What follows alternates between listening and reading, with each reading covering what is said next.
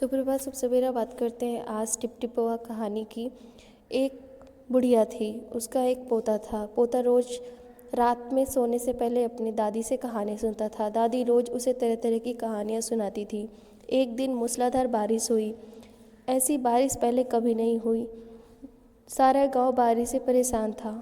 बुढ़िया की झोपड़ी में पानी जगह जगह से टपक रहा था, टिप टिप टिप टिप। इस बात से बेखबर पोता दादी की गोद में लेटा कहानी सुनने के लिए मचल रहा था। बुढ़िया खींच कर बोली, अरे बचवा, का कहानी सुनाई, ई टिप टिपवा से जान बचे तब न। पोता उठकर बैठ गया। उसने पूछा, दादी, ये टिप टिपवा कौन है? टिप टिपवा क्या शेर बाघ से भी बड़ा होता है? दादी छत से टपकते हुए पानी की तरफ देखी और देखकर बोली, हाँ बचवा, ना शेरवा से डर न बघवा के डर, डर तो डर टिपटिपवा के डर। संयोग से मुसीबत का मारा एक बाघ बारिश से बचने के लिए बुढ़िया की झोपड़ी के पीछे बैठा था। बेचारा बाघ बारिश से घबराया हुआ था, पर बुढ़िया की बात सुन के और ज़्यादा डर गया। सोचने लगा, लगता है ये टिपटिपवा कोई बड़ी बला है, यह जरूर कोई बड़ा जानवर है। तभी तो बुढ़िया ना शेर से डर रही है, ना बाघ से, टिपटिपवा से ज़्यादा डरती है। इससे पहले कि टिपटिपवा आकर मुझ पर हमला करे, मुझे यहाँ से भाग जाना चाहिए। बाघ ने ऐसा ही सोचा और झटपट वहाँ से दुम दबाकर भाग गया। उस गांव में एक धोबी रहता था। वह भी बारिश से परेशान था। आज सुबह से ही उसका गधा गायब था। सारा दिन वह बारिश में भीगता रहा और इधर उधर अपने गधे को ढूंढता रहा, लेकिन वह कहीं नहीं मिला।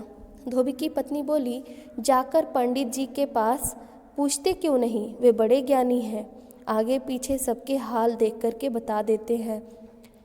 पत्नी की बात धोबी को जच गई। वह अपना मोटा लठ लेकर के पंडित जी के घर चल पड़ा। उसने देखा कि पंडित जी बारिश से जमा पानी उलीच उलीच कर फेंक रहे थे। धोबी ने बेसब्री से पूछा, महाराज, मेरा गधा सुबह से ही नहीं मिल रहा है, जरा पोथी बाँच कर बताइए तो वह कहाँ है? सुबह से पानी उलीचते उलीचते पंडित जी थक कर चूर हो गए थे। धोबी की बात सुनते ही झुंझला पड़े और बोले, मेरी पोथी में तेरे गधे का पता ठिकाना लिखा है क्या? भाग यहाँ से, आया बड़ा पूछने वाला। अरे जा कहीं जाके गढ़ई पोखर में ढूंढ। और पंडित जी लगे उसको भगा करके पानी उलीचने। धोबी वहाँ से निराश होकर के चल पड़ा।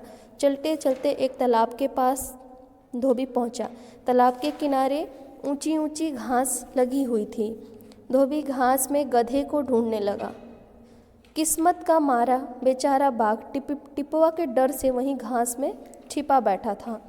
धोबी को लगा कि वह उसका गधा है। उसने आव देखा न ताव और लगा बाघ पर मोटा लठ बरसाने। बेचारा बाघ इस अचानक हमले से एकदम घबरा गया।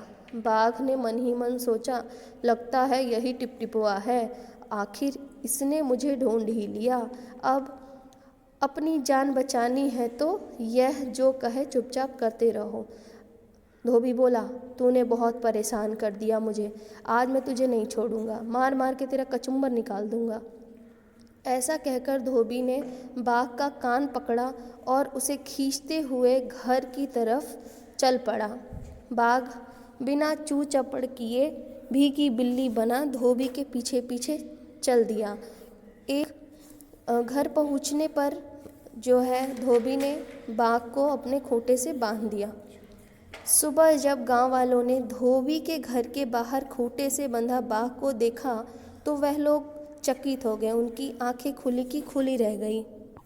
इस कहानी से यह सीख मिलती है कि मनुष्य के मन का भय किस प्रकार उसकी बुद्धि को हरा देता है, यह इस कहानी में दर्शाया गया है। Thank you.